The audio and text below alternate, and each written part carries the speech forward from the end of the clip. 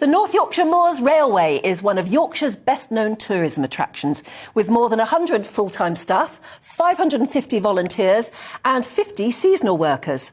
It's a scenic railway. It stretches for miles through the North York Moors National Park, past idyllically preserved stations, which you may recognise from the blockbuster films like Harry Potter and Indiana Jones. Yeah, but because of the pandemic, the charity that runs it has struggled to survive, which led to the launch of fundraising campaigns and national appeals.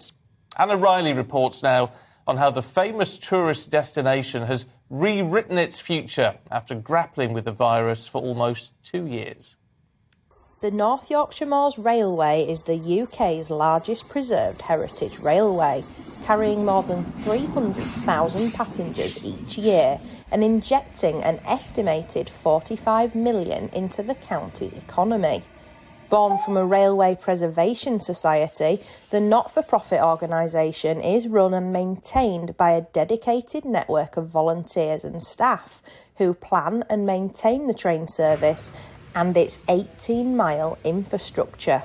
But despite its vintage, it nearly fell into ruin as a result of the multiple lockdowns imposed by the pandemic. We had a tough time during the pandemic. There was one period where we had a £4 million hole in our finances and we genuinely didn't know what was going to happen. And thankfully, things like the furlough scheme came along. We also got money from the Arts Council and places like that. So fundamentally, it came together in the end, but it was a very difficult and stressful period for us all. We've had to look at ourselves as a business. It's time for us to look at actually what we do for public benefit, not just for our own benefit and not for the benefit of just the people travelling on us, but for the wider public benefit. And look at the fact that we are a charity. We've been a charity since 1974, and make sure that we actually are relevant to people and society. The popular tourist destination could become one of the last places in Britain to burn lump coal, and this may mean more of a focus on education at the railway for a coming generation that may never lay eyes on coal outside of a museum. What we're hoping to be is the place that burns coal, to explain why Britain burnt coal, why the world burnt coal, so that it is a relevance. It is seen as something that teaches us about the past, and actually that whilst coal is acknowledged to be something that definitely is environmentally damaging, and there's no getting away from that, that's a fact, we can't change that, but fundamentally it still was the building block of our industrial past and to a certain extent the industrial future of the world. You know, it was the foundation, it was the power that built everything. And we're a graphic interpretation of that. And that is still something that's important. It's still important that we remember why we burnt coal. We can't forget that. So if we burn a relatively small amount and we're still able to educate people, I still think we have a place in the world going forward.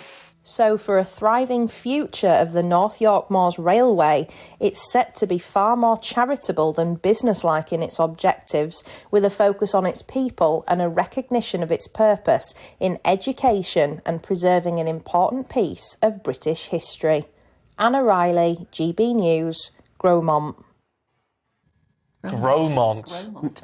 Yeah, I haven't been there, but I love railways. Oh, me too. It's beautiful as well. I mean, to get on that line and see all of that history and the old trains and all the rest of it, I think it's fantastic. To do it. Yeah, it's really brilliant. We've got to work on preserving that sort of thing. Yes, absolutely. And that's why, I mean, so many places have had such a rough 2 years now, particularly but places like that we've got to really support. Support your local railway. Do you know what I fancy doing? And I've never done it, but to get on a steam train for a good 20, 30 miles and have like an afternoon tea.